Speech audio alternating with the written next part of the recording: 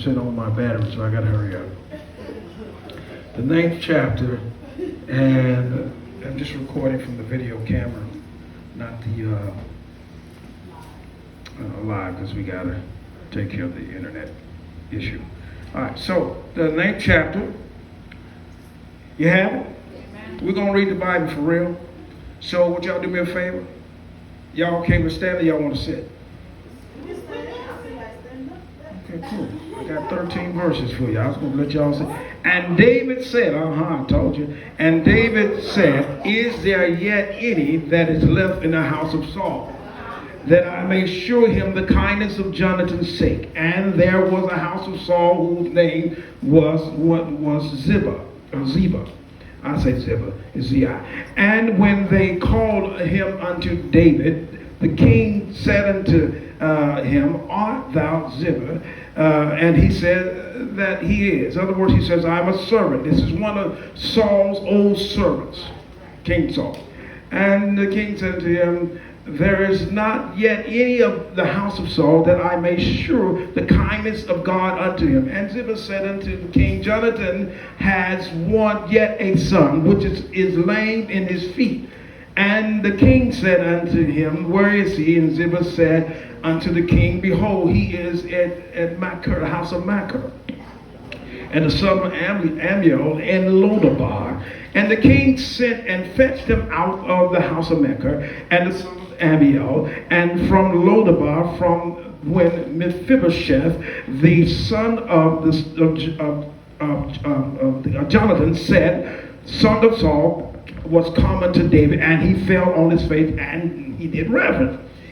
And David said, Mephibosheth, and he answered. Mephibosheth started talking back. Behold thy servant. And David said unto him, fear not, for I will surely show thee kindness for Jonathan, for thy father's sake now, and restore thee all the land Saul thy father, which was his granddaddy, that thou shalt eat bread at my table continually. Somebody shout, eat bread. Eat bread at my table continually. And he bowed himself. This is Mephibosheth. And he said, what is thy servant that thou shalt look upon such a dead dog as I am?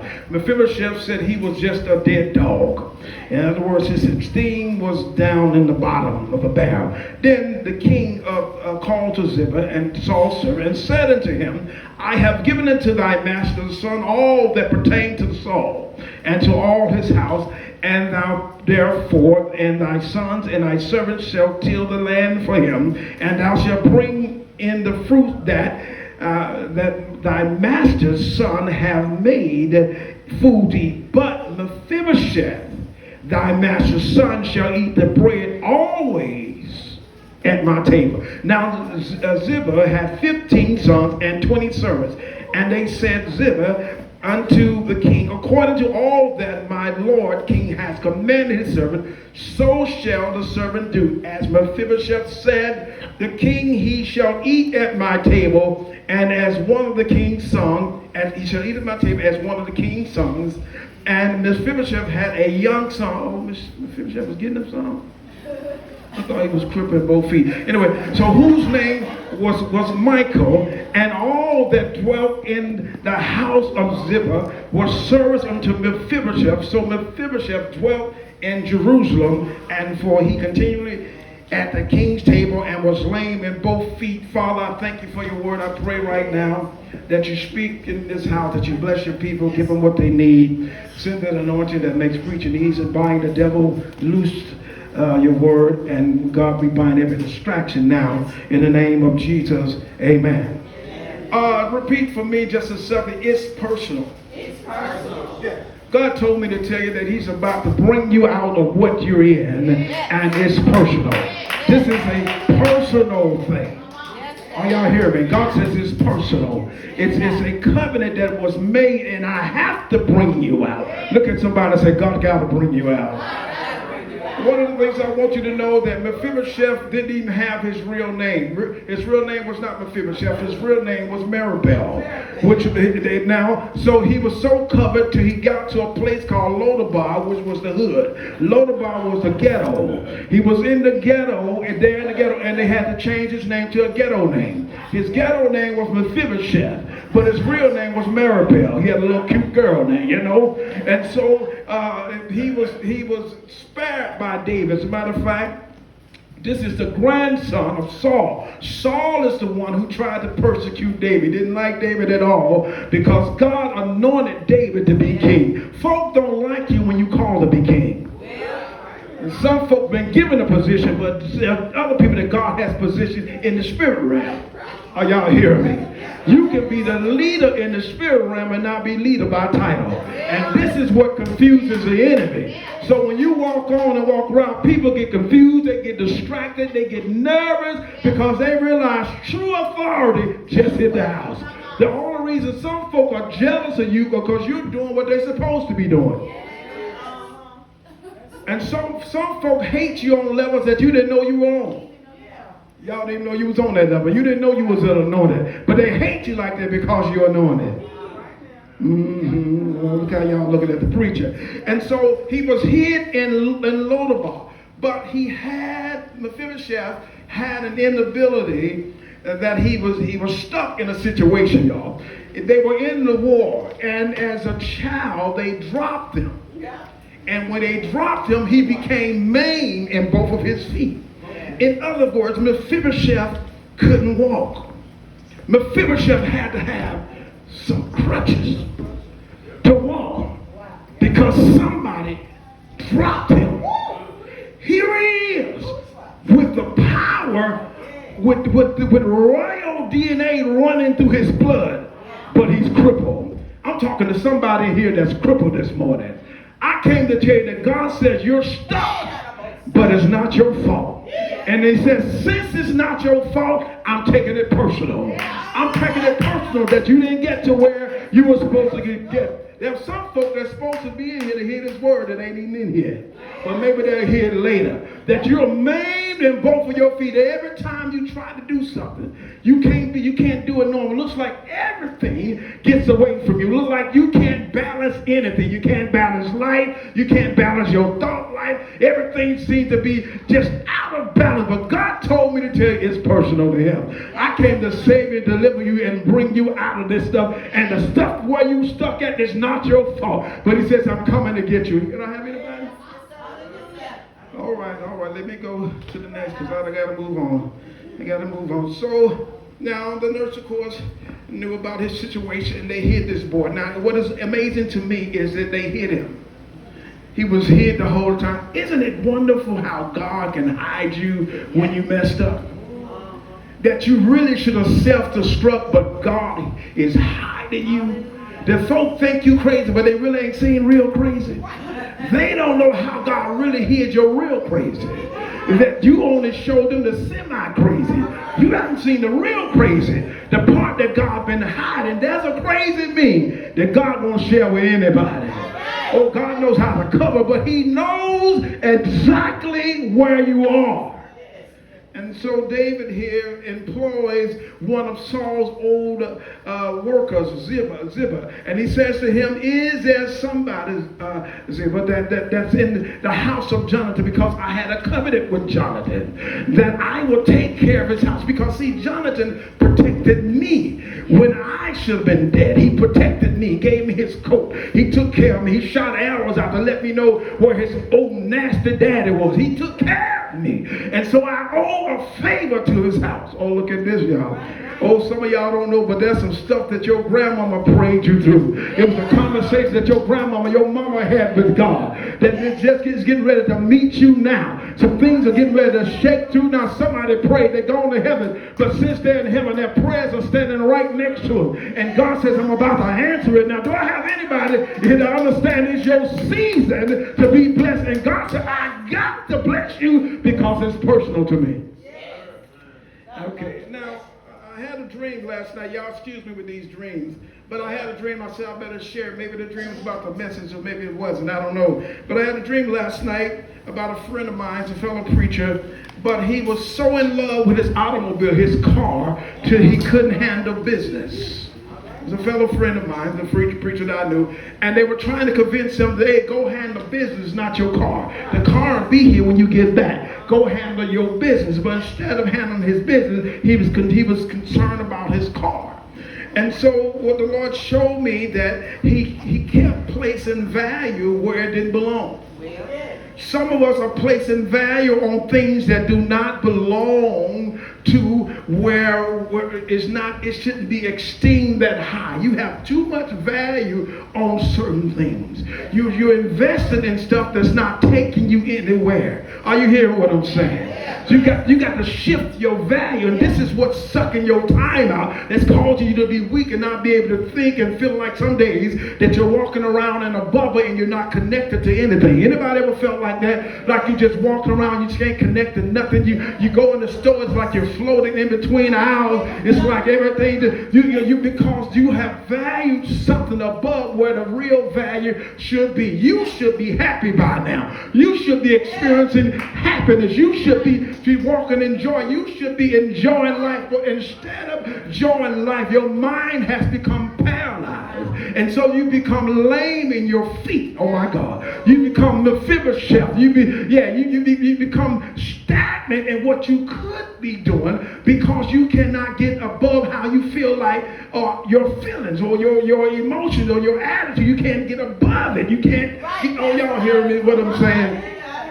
The threat is so heavy on you that you are paralyzed. And every time you try to get up, you say, I need some help. I can't get to the next other side. I need some help because I just can't do it. I got the counterparts. I got everything I need. I'm gifted to sing. I'm gifted to preach. I'm gifted to lay on hands. I'm gifted to call things that be not as though they are. I'm gifted, but I'm lame. I can't do it. And then what do you mean you gifted? You like that means that I can call, I can pray for everybody else, but I can't pray to get myself through. I can prophesy to everybody and see what's going on there, but I can't see that I'm lame. I can't see that I need help, that I've got some oh my God, am I talking to somebody in here that's been praying for other folk, and you wonder, God, how in the world did my prayer get through for them that quick? And I've been praying for 7 years and it has not happened for me. Where? God sent me by to tell you that it's personal to him, that he's getting ready to bring you out of what you've been praying for. He's getting, oh my God. It had gotten so rough for Mephibosheth until Mephibosheth, even in the presence of the king, said that I am a dead dog. This is the reason why he said he was a dead dog. He said that he was a dead dog because it had gotten into his emotion to the point where he thought that he was not good enough for the treatment that he was about to gain. In other words, some of you, God is about to bless you with something that you're going to think you're not worthy enough. But God said you are worthy enough because my blood is on you. And because the blood is on you, I have to bring you out because it's personal. You are the blood covered, blood washed people. And because you are the blood washed, because you are the redeemed, it is personal to me, and I have to do it for you. So the first thing I came to do is just attack your feeling of unworthiness. You do deserve your own house. You do deserve your own business. I'm not talking about being self-employed, because being self-employed is still just getting a check. But I'm talking about being an entrepreneur. When you are an entrepreneur, they can kick you out of America. You can start your company in another country because they're looking for the same entrepreneurship. I'm talking to a few people that's getting ready to elevate their mind and hear what I'm saying here. I'm trying to tell you that God is trying to elevate you. He's trying to move you to the place. If you will listen and hear what the Lord is saying, you can get there. You feel too bad about yourself. Ain't nothing wrong with you. Can't nobody beat you being you. You're the best you in the whole world. Nobody has your fingerprint. Nobody has your dinner print. Nobody has your swag. Ain't nobody got your drip. But you ain't nobody but you. That stuff that God has. Can I talk to a few people that feel like a dead dog? You feel feel like a dead dog, ain't nothing happening. Ain't nothing working. I came to tell you not a dead dog, that you're a king's material. You're queen's material. Do I have it? They will take this for themselves. Now, even though God told me to tell you this, I think I already foretold you a few minutes ago. He says, even though you were broken and pushed aside, he says, I'm getting ready. I don't know if it was to me or to y'all. Well, if it's for you, you better take it. He says, even though you've been broken and pushed aside, he said, I'm getting ready to position you. He says, I'm getting ready to put you in position, and that position I'm going to put you, he says, I'm going to do it myself.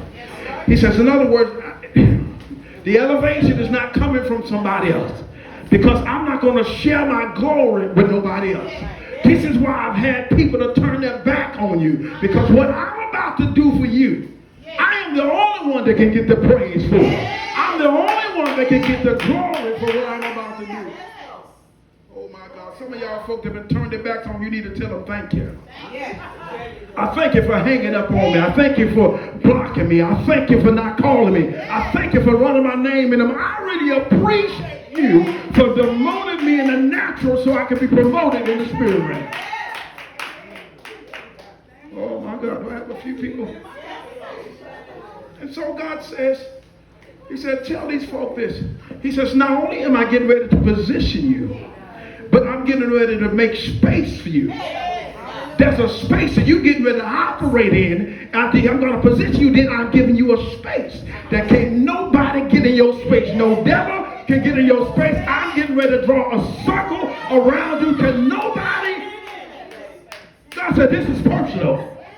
I've had enough of the enemy havoc in your life and making fun of what I've done. I've had enough of the devil making you feel like you're nobody because you maimed in your feet. I know you maimed, but it wasn't your fault.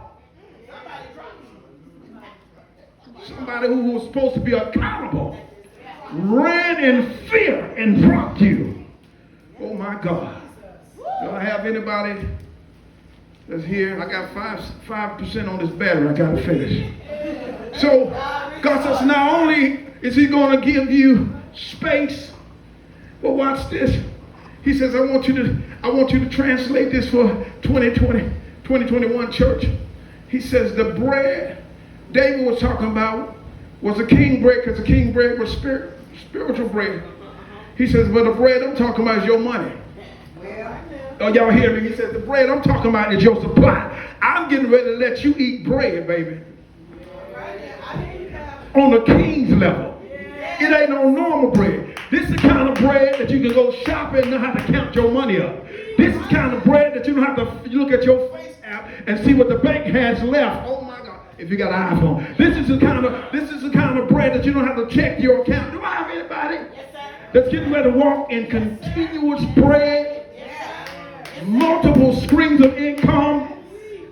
This ain't the right church. Let me pack this message up and take it home and read it for myself. Y'all don't want no word. Y'all sitting there looking like y'all eating lollipops. But if somebody told me that I'm about to get bread continually at the king's table, I would almost lose my mind, Jones. I would start calling bill collectors on purpose and giving them dates when I'm going to pay them. Oh my God. Just look online, go on Zillow or something, look at somebody and call the realtors and how much you want for the house. Go ahead and put a bid in for the house. Go to the car line and pick your car out. I'm talking to somebody. Y'all don't understand. You ain't doing this. God is getting ready to do this. It's personal. Oh my God. And so if I'm getting ready to give you bread, he says not only, watch this y'all, I ain't gonna just give you bread. He says, but I'm gonna give you people to help you maintain what I gave you. I ain't talking to nobody here. I'm not only gonna give you the bread, but I'm getting ready to surround you with people that's gonna serve you. Oh, y'all don't like that, do you? What I mean by serve you is expand you. See, y'all talking about me, what you want, sir? I'm talking about serve you out. Your gift is going to be served out. Your business getting ready to be served. They're going to serve you. That's right. Y'all didn't get that. I hope y'all get that.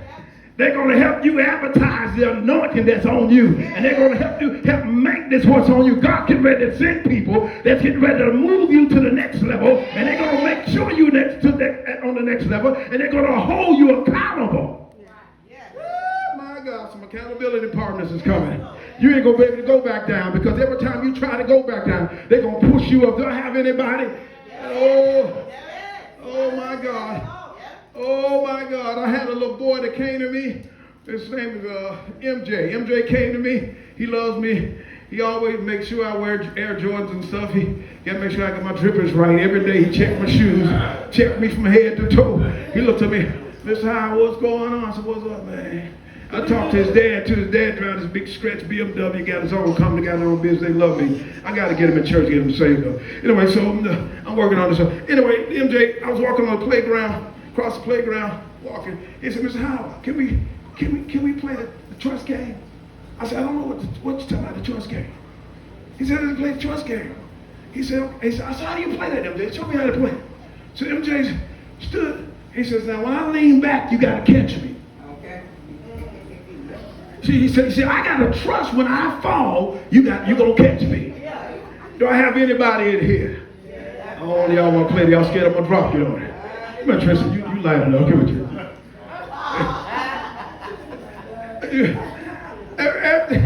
Every time. And so, that's what you get for being thin and trim, right? So you got to turn around, Tristan. You got, when you fall, we'll catch you. Go ahead, fall. Go ahead. I got it. One more time, Tristan. One more time. So every time. Go ahead, fall. I got you. He didn't know he was that light, did he? Well, thank you, man. God is getting ready to send you some people that every time you fall, they're going to catch you. They're going to maintain what's on you every time you go down. What's going on, my sister? No, baby, get that off your mind. We get ready to do some investments. Oh, I'm sleeping 8 hours. No, you crazy. You know good and well, rich people don't sleep 8 hours. They let you sleep 8 hours while they play the stock market. And by the time you get up there, moved on to something else. Then God's getting ready to get y'all into a whole nother position. Do I have anybody? Yes. Hope I'm making sense to you. Now, it's amazing. But the Lord told me to tell you this. And I'm done. I'm done. He told me to tell you this. Watch this. That you've been struggling and maiming both of your feet and living life like you've been living. Check to check, week to week, month to month, no month. I'm telling you from experience, crazy stuff just happened all of a sudden. One thing happened, everything happened. And you asking yourself, can this stop so I can slow down and think? Could you stop for about 6 months, give me a 6-month break. So I could just think about all the stuff that happened, and then give me 6 months to try and put it together. God says the reason why it's been stirring up in the way it's been stirring up about you, things been stirring, he says, because I have been discussing a promotion in the spirit realm. I've been discussing promoting you. You said, well, but I'm maimed in my feet. You can't be discussing better things for me. It's impossible because I'm messed up, God. For life, this started when I was young. Ain't no way. I just deserve maybe to be dead and out of the way. Hid in a place of no word. Hid in a Lodabar, a place where there's no nothing. Just take me somewhere where I can just make it. Where I can just get my EBT card and sell to pay my rent. Where I could just give me just enough to, just enough, God. I don't need all that. God said, no, I got a promotion for you. See, you are fighting and battling over what has happened to you. But what you should be doing is thanking me for how you withstood all the hell that you've gone through. That you ain't lost your mind yet. And you should have lost your mind. That you haven't had a nervous breakdown yet. And you should have had one. And because I've been discussing your promotion, he says, I'm getting ready to bring you to a table that's spreaded with bread. Oh, plenty for you. And when I bring you to this table, those lame feet that you have, I'm getting ready to place them under the table. And ain't nobody going to be able to see what your faults are. Because I'm bringing you to the king's table. And when you eat from the king's table, they're going to see the crazy you. Because the crazy you going to be hid. The crazy you, the Bible said, you're going to sit there just like another king's son. Do I have anybody understand what I'm saying? It does not matter what background you came from. It does not matter who your mama or who your daddy was. It does not matter what mistakes that have been made. God said it's personal. I'm bringing you to a place of prominence. I'm bringing you to my table. And when I sit you at my table, you look like the rest of the king's son. You look like you got it going on. I don't know about y'all, but look at somebody and say, I'm covered in his blood.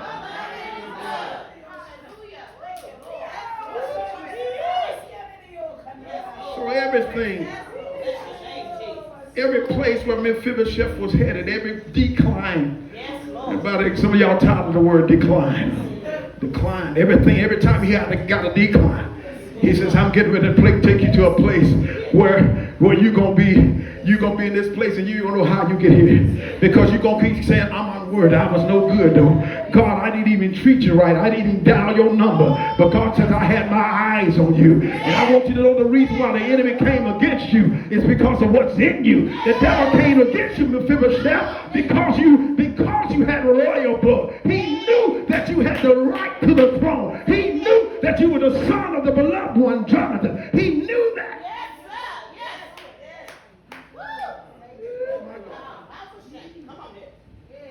And Jonathan is almost like a type of Christ. He covered David and kept him from the enemy.